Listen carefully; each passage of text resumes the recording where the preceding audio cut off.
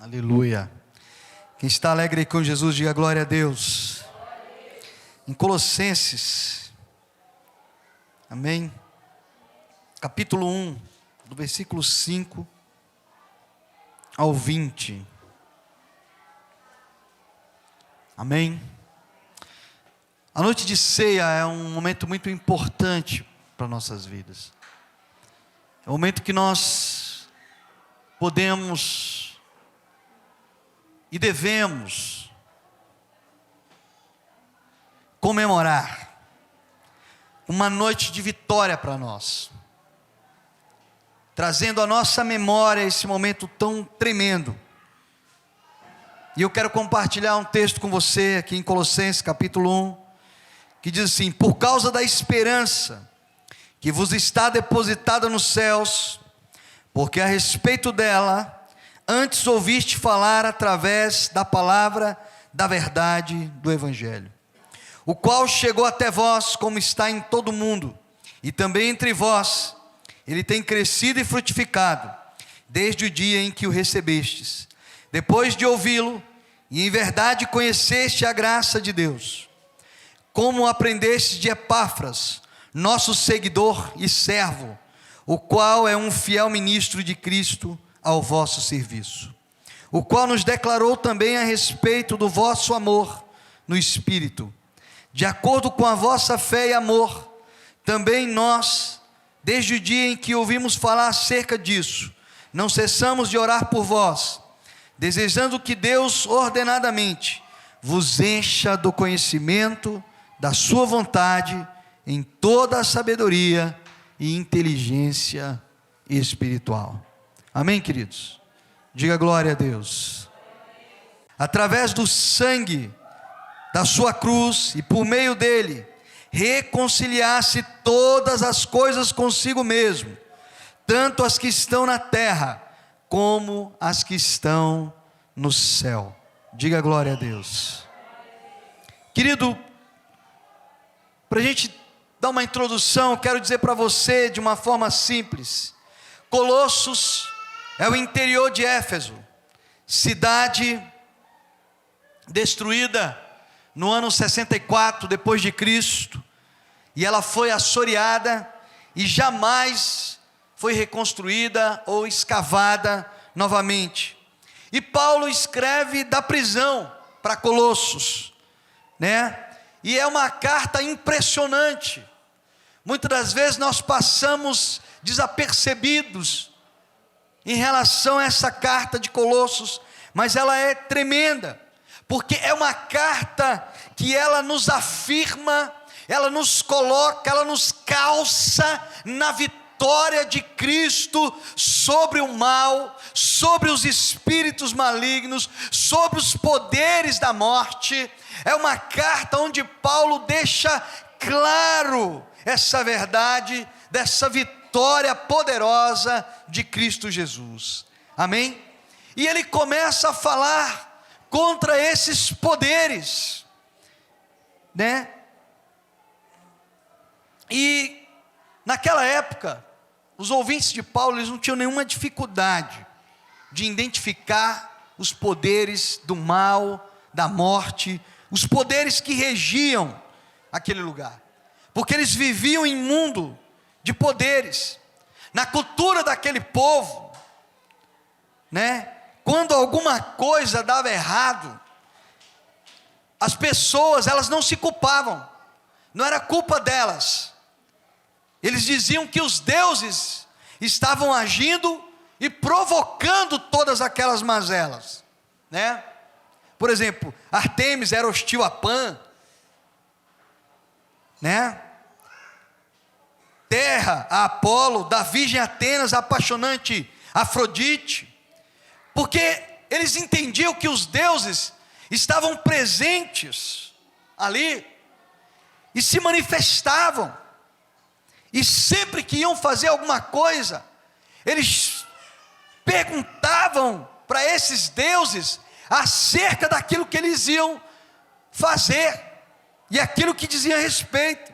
Ou se não, se realizassem sem perguntar aos deuses o que eles queriam, eles poderiam ser castigados.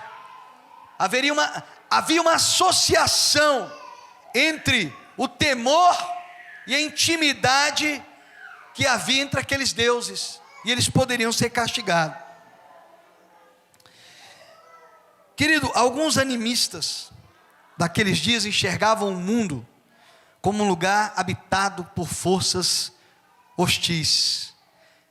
Então, caso você fosse fazer uma viagem pelo mar, por exemplo, você teria que pedir autorização ao Deus do mar. Você tinha que agradar aquele Deus do mar. Havia muito temor, havia muita incerteza. Mesmo que você fizesse o melhor, não era o suficiente, porque os demônios que estavam por trás dessa sombra os pegariam de qualquer maneira, né? Com frequência os deuses e os demônios agiam através dos homens, né? Tem um filme que eu gosto, não estou me lembrando o nome agora, que o camarada, ele se revolta contra os deuses, Orfeu, né?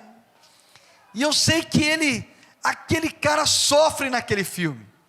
Ele vai no mar, e o mar o joga para todos os lugares, o Deus do mar judia dele, né? Poseidon. Não, né? Fúria de Titãs também.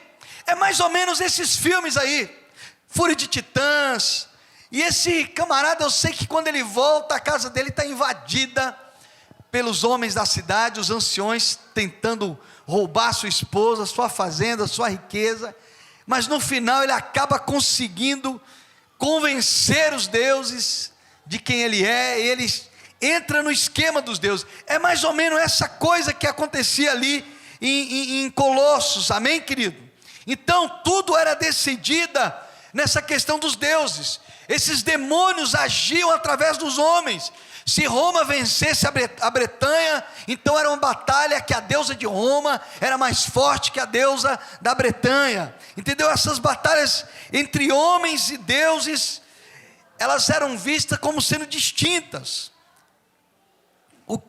Aquilo que acontecia no céu era a dimensão não revelada daquilo que acontecia na terra, uma extensão que explicava realmente o que estava acontecendo.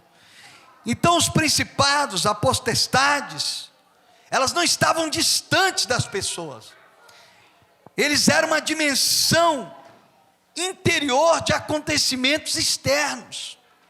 Mas o que eu quero dizer com isso, é que nós estamos vivendo uma geração, em que nós estamos nos distanciando destes poderes, onde nós não estamos mais acreditando nos poderes do mal, onde nós não estamos mais nem acreditando no poder do bem, que é o poder sobrenatural de Deus, amém? Então, querido, era uma vida muito dura, porque você tinha que agradar os deuses de todas as maneiras, e quando a coisa não dava certo, você tinha que atribuir isso a um Deus. Era uma vida complicada, não dava para brincar, né, com isso. Mas eu quero te dizer algo sobre os poderes das trevas, sobre essas forças. Quem governa o nosso mundo? Os políticos? Esqueça isso, não são os políticos. Os políticos já se revelaram ineficientes. Na realidade, os políticos são vítimas de forças que estão além do seu controle. Se as coisas dão certo, os políticos querem receber o crédito, mas quando as coisas não dão certo, eles dizem que é uma questão de forças econômicas. Preste atenção, forças, amém? Então, essas forças, elas nos mantiveram em recessão nos últimos anos. Essas forças criaram zonas e mais zonas de refugiados, e nem os mais poderosos do mundo estão conseguindo resolver este problema. Essas forças fizeram com que milhões de pessoas fossem demitidas de seus empregos. Essas forças provocaram a falência de inúmeras empresas. Só andar pelas nossas ruas e você vai se deparar com pessoas nas calçadas, pedindo esmolas, em frente às lojas. Quem colocou aquelas pessoas ali?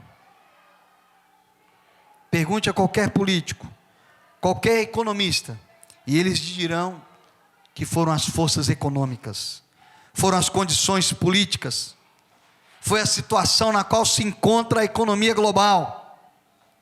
Ainda que perguntemos para milhões de pessoas que estejam famintas, porque elas estão passando fome. Porque ainda que esse planeta é perfeitamente capaz de produzir comida suficiente para todo homem, mulher e criança que nele vive, se você perguntar por que nós não conseguimos resolver o problema da fome no mundo, para a ONU, para qualquer político, ele vai dizer que existem forças que nos impedem de fazer isso.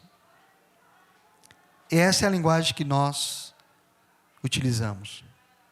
Nós não conseguimos ver nem tocar essas forças. Algumas delas nós podemos até identificar em certas pessoas, mas tente eliminar aquela pessoa e você verá que a força permanecerá ali.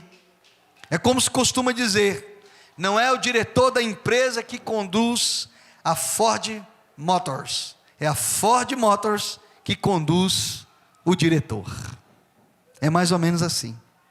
Então, querido, força, poder, clima, entidades maiores que a soma de todos os homens, e nós não estamos reconhecendo essas forças na nossa geração.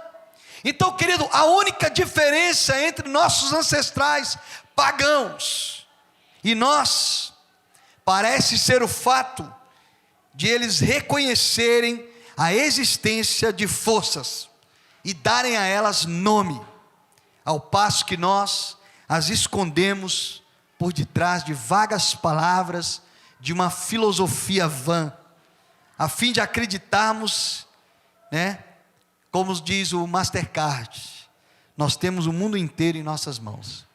E isso, na verdade, é o que a serpente prometeu a Eva, Você será como Deus, conhecedor do bem e do mal. Mas, querido, voltando à carta de Paulo, o que Paulo realmente queria ensinar àquele povo de Colossos? A primeira coisa que eu vejo no capítulo 1 de Colossos, é Paulo ensinando aquele povo a ser grato, porque Paulo inicia essa carta dando graças, sendo grato a Deus pelo fato de haver uma igreja naquela cidade, naquele lugar. Sua oração se concentra na capacidade de sermos gratos e de podermos dar graças ao Pai.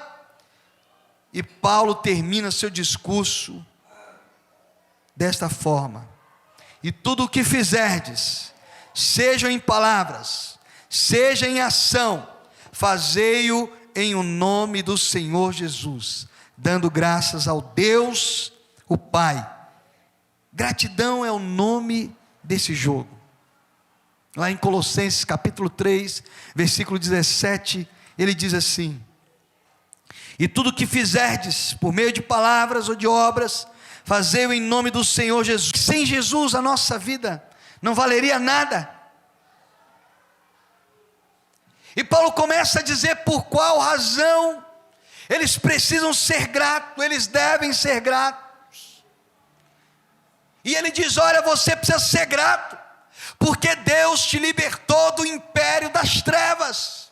Diga para quem está do seu lado: você precisa ser grato, porque Deus te libertou do império das trevas. Querido, parece que isso não é importante, parece que a nossa geração não consegue valorar o valor que tem, não consegue entender a dimensão que é Deus te resgatar do império das trevas. Parece que ver as pessoas nas calçadas, nas ruas, nas nossas praças, drogadas, bebendo, adulterando, se prostituindo, uma filosofia pagã que está tentando entrar no nosso país, parece que isso não nos faz valorar que Ele nos tirou do império das trevas. Isso é muito importante. Olhe a sua vida hoje e olhe a sua vida alguns anos atrás.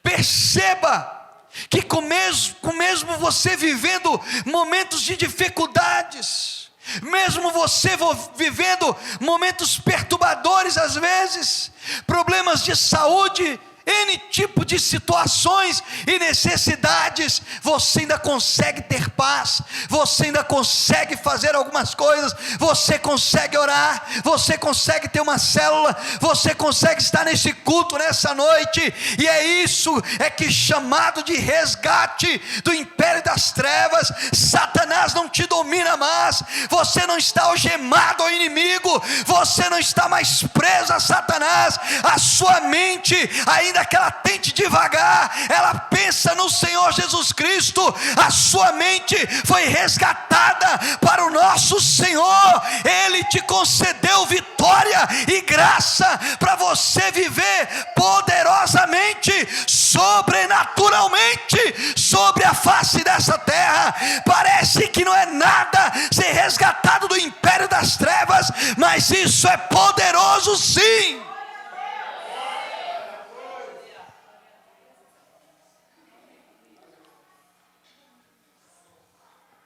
Quando lemos esse texto em Colossenses, nós não temos a dimensão do poder e da autoridade de você ser liberto do império das trevas. Mas Paulo não fica só nisso. Paulo continua dizendo: olha, além de te tirar do império das trevas, Ele te transporta para o reino do Filho do seu amor. Ele te resgata, mas te coloca em outro reino. Deus não te resgata e te abandona. Deus te resgata do império das trevas e te coloca no reino do Filho do seu amor, no qual nós temos a remissão dos nossos pecados. É a mesma coisa que Ele fez com aquele povo que estava no Egito, que Ele os resgata do Egito e traz para a terra prometida, perdoa os seus pecados e faz com que ele seja uma nação poderosa. Deus nos faz uma nação poderosa. Nós somos a nação que vamos esmagar a cabeça de Satanás. A Bíblia diz que Deus vai entregar a Satanás na mão de uma nação poderosa, e essa nação é a igreja, essa nação é você. Tudo aquilo que tem se levantado contra a sua vida, nessa noite, em nome de Jesus, todas as forças ocultas, se levante contra elas, no nome de Jesus, porque você agora está no reino poderoso do Filho do seu amor. Você agora está no reino diferenciado, você agora está no reino que tem autoridade sobre toda a potestade, sobre todo o mal, sobre toda a circunstância. É nesse reino que você vive, e você precisa colocar isso no seu espírito.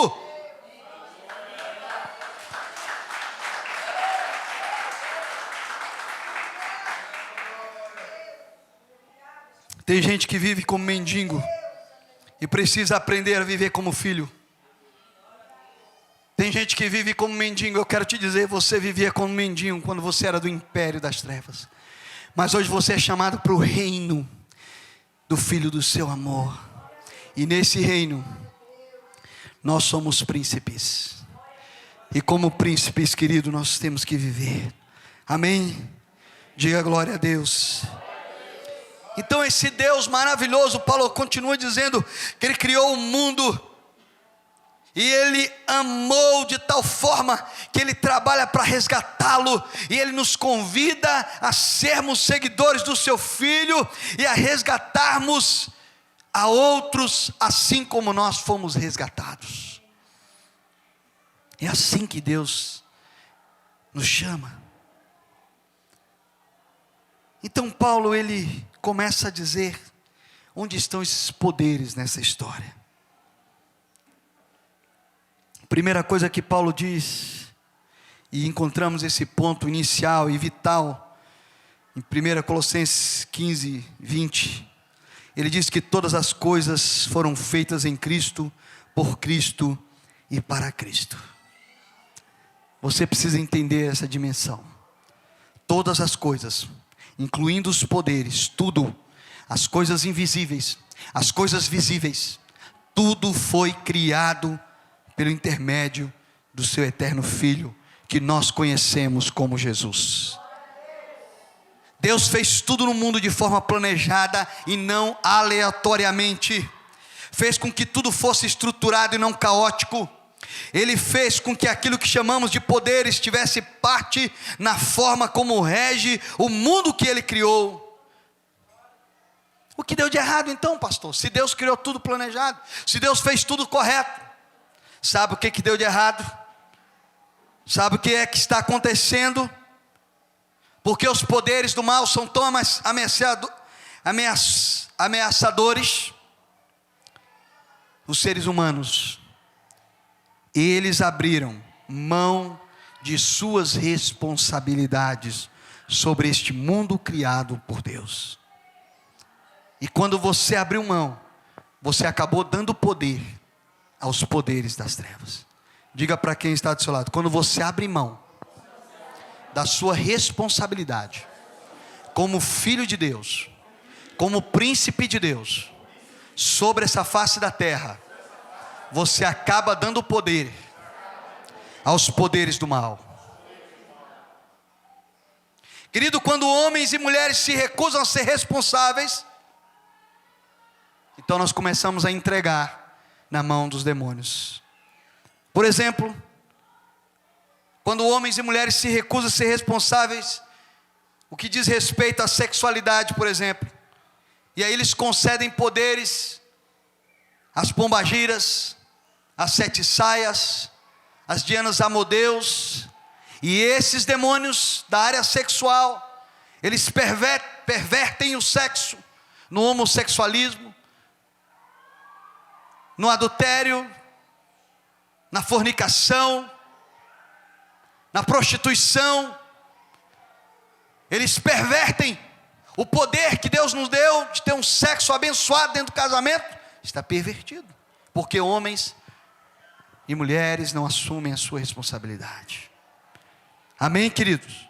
Quando homens e mulheres também se recusam a ser responsáveis na questão financeira, elas concedem poderes a Mamon, e Mamon vai tomar o controle, e assim por diante. E aí você pode se tornar alguém que só pensa em dinheiro, avarento, miserável. Tudo na sua vida é em volta de dinheiro. Todas as suas coisas são em volta de dinheiro. Mas o problema é que quando os poderes do mal assumem o controle, os homens não se dão muito bem. Eles acabam perdendo. Quando você, querido, se deparar com humanos se dando mal, geralmente é porque há poderes do mal agindo de uma forma que os humanos são incapazes de deter. E aí é onde nós entramos, com a autoridade do Filho, com a autoridade do reino do Filho. É aí onde nós entramos, com a autoridade e o poder que nos foi concedido, para resgatar, da mesma forma que fomos resgatados, podemos resgatar. Amém? Diga glória a Deus. O que Paulo está querendo nos dizer, querido, e querendo que os colossenses entendessem, é que eles estão em Cristo. Diga para quem está do seu lado: você está em Cristo. Você não precisa mais se submeter aos poderes.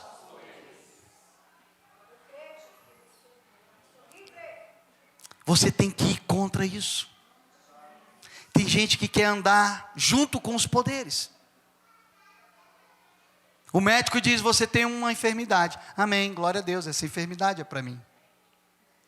A pessoa diz: você está falido. Amém, eu estou falido. Olha, você está demitido. Amém, estou demitido. Nós concordamos com as forças do mal. Sabe por quê? Nós nos tornamos humanos. E eu quero te dizer: você não é humano. Diga para quem está do seu lado: você não é humano. Diga para ele: você é um extraterrestre. Você está de passagem por aqui. Diga para ele: o seu espírito, a sua alma, pertence ao reino do seu Filho, do seu amor. Esses poderes não podem atuar sobre a tua vida. Esses poderes não têm poder nem autoridade sobre a tua vida. Eles só o têm quando você os permite. Quem está me entendendo? Então Paulo está dizendo aos Colossenses: olha, vocês precisam entender que vocês agora estão em Cristo. Vocês não precisam mais se submeter a tais poderes. É isso que está em mente no raciocínio de Paulo.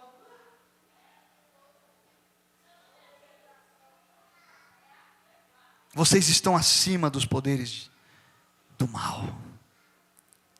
Amém. E aí Paulo volta a falar da cruz. Por que Jesus foi crucificado? Qual o propósito desse evento?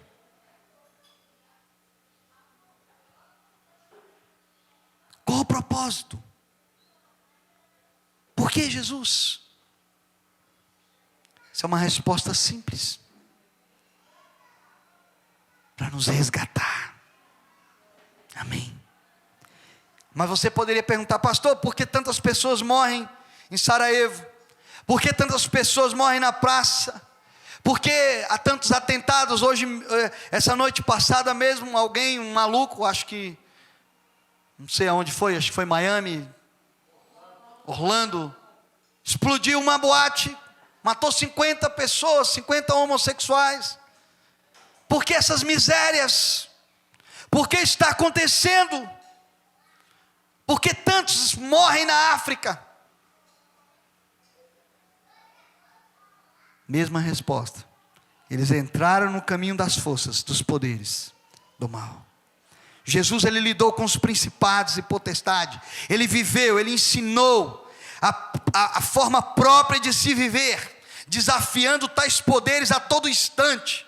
Os poderes dizem que você deve viver pelo dinheiro. Jesus diz que você não pode servir a Deus e a Mamon. Os poderes dizem que a liberdade de Israel virá através da espada. Jesus diz que os que vivem pela espada, por ela morrerão. Os poderes dizem que César é o rei do mundo. Jesus proclama o reino de Deus.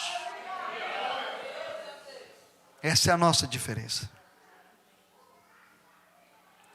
Mas pastor, o que acontece com as pessoas que se levantam contra esses poderes?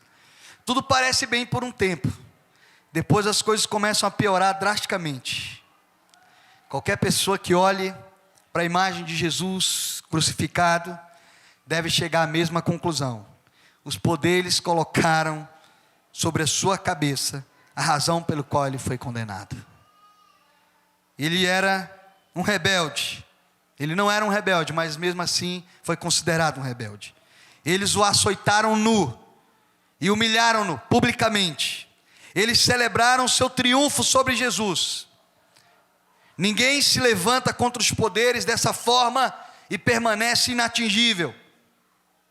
Você não pode destruir o sistema, amém?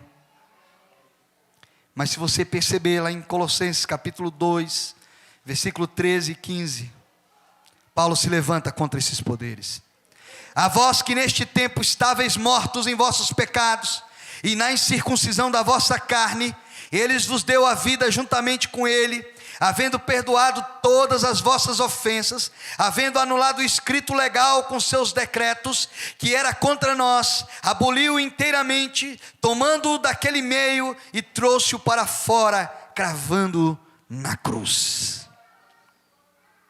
Essa é a razão, diga, esta é a razão que a igreja precisa aprender a ser grata.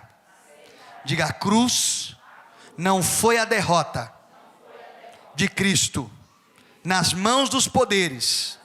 Diga: antes foi a derrota dos poderes nas mãos ensanguentadas de Jesus. Só assim nós derrotamos. É só assim. O caminho de Jesus, o caminho da cruz, é totalmente contrário ao caminho deste mundo. O poder do amor de Deus é mais forte que o poder de César, da lei, de Marte, de Mamon, de Afrodite, de Dianos Amodeus, de Pombagira ou de quem quer que seja. E essa é a questão que Paulo coloca nessa carta. Essa é a razão pela qual os colossenses deveriam ser gratos a Deus. Essa é a razão porque eu e você devemos ser gratos a Deus. A batalha já foi vencida. Falta você tomar posse dela. Falta você colocar na sua cabeça, no seu espírito, no seu interior, que você faz parte do reino poderoso do Senhor Jesus Cristo, o reino que vence todo o mal. E o que eu entendo aqui é que os poderes foram criados bons, mas se tornaram por demais fortes, tendo em vista que homens e mulheres permitiram que isso acontecesse. Mas na cruz, Cristo derrotou esses poderes rebeldes e os despojou de toda a sua força, e agora Ele busca reconciliá-los na criação de um novo mundo, ordenado pelo amor de Deus. Deus nos chamou para viver dessa forma. Deus te conclama nessa noite a você viver grato. Será que você pode ser grato?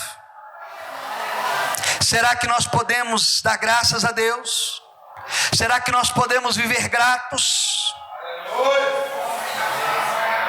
O interesse de Paulo na carta de Colossenses, eu entendo e vejo o seu desejo é fazer com que eles compreendessem o que o verdadeiro Deus conquistou para eles em Cristo Jesus, a fim de que eles glorifiquem e lhe agradeçam de todo o seu coração.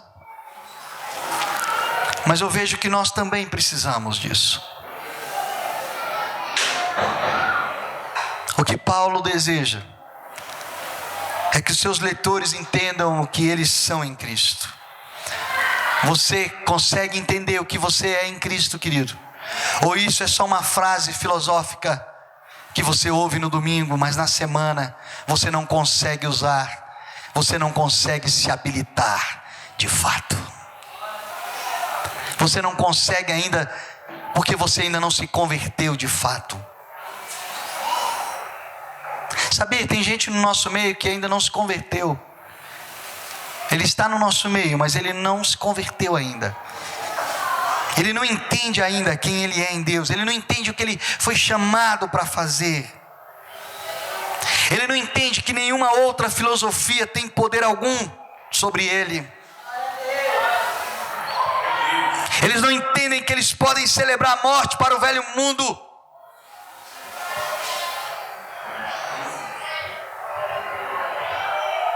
Tudo que diz ao velho homem tem que morrer, para você entrar no reino novo. Você precisa matar o velho homem.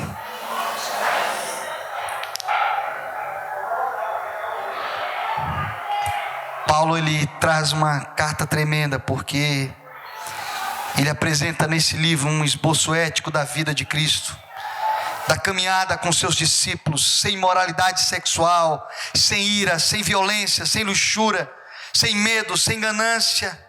Esses poderes foram derrotados na cruz. Mas isso não se sustenta sozinho se você não tentar colocar, se você tentar colocar isso em prática sem reconhecer a derrota dos poderes, você falhará. O esboço ético só se sustenta na vitória da cruz. Por isso que você vai ver Paulo introduzindo a cruz e o reino de Deus. A batalha decisiva foi vencida na cruz. Diga glória a Deus. Pastor, como é possível celebrar e colocar isso em prática hoje em dia? Como eu reconheço que os poderes estão quebrados, que eles não têm mais poder? É simples. Pastor, como eu posso seguir esse Jesus em genuína vitória?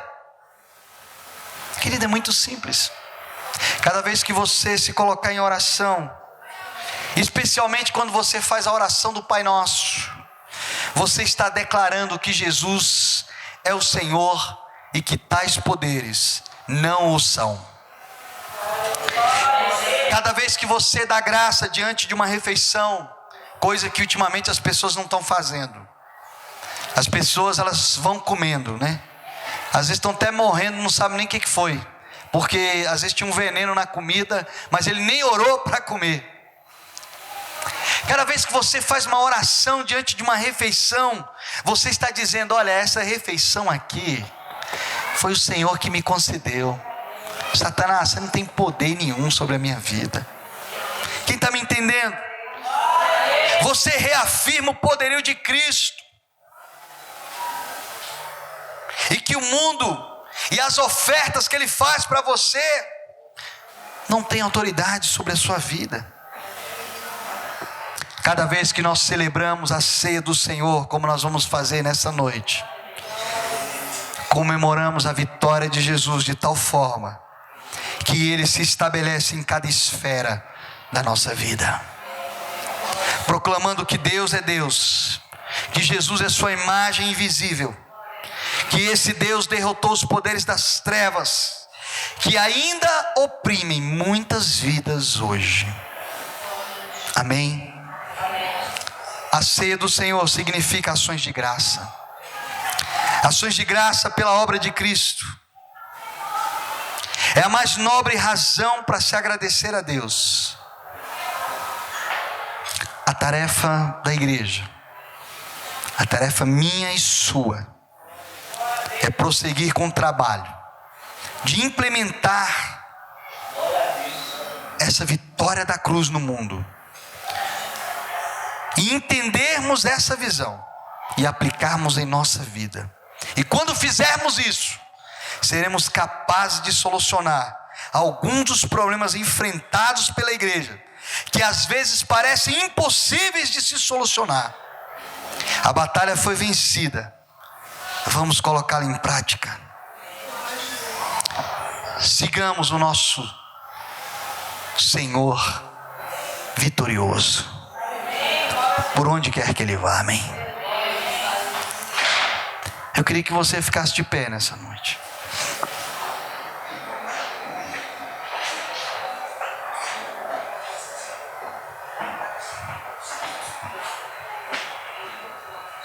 Que você saiba quem você é, querido.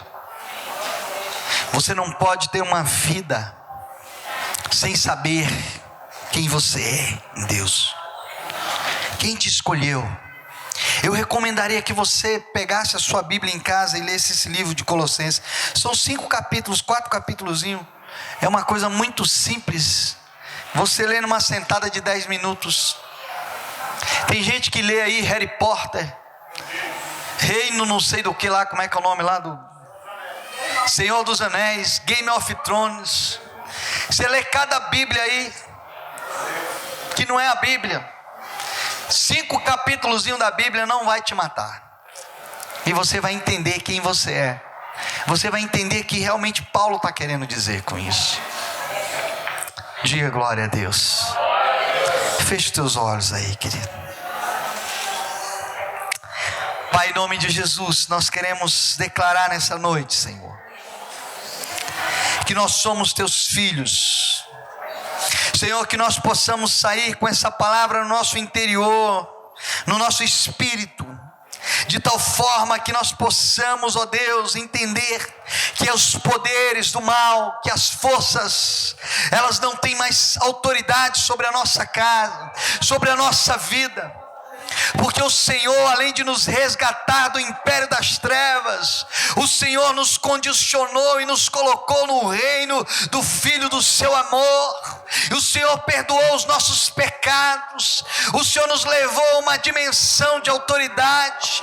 A tua palavra diz que tu estás, Senhor, assentados no teu trono sobre, Senhor, os principados e potestades, e que o Senhor nos colocou juntamente contigo, Senhor, nessa autoridade, nessa dimensão. E é nessa dimensão que nós queremos profetizar nessa noite, que todo embaraço, que toda mentira, que todo engano, que toda frustração, que todo medo, que toda rejeição, que toda negatividade, meu Deus, que tudo aquilo que de alguma forma tem roubado o coração dos teus filhos, tem roubado a autoridade, em nome de Jesus, que bata em retirada, que toda dificuldade, meu Deus, eles possam colocar diante do Senhor, que as suas necessidades sejam colocadas diante do Senhor, e que eles entrem nessa noite diante da tua presença com ações de graça, Senhor, que nós possamos aprender a ser gratos pelo que o Senhor fez por nós.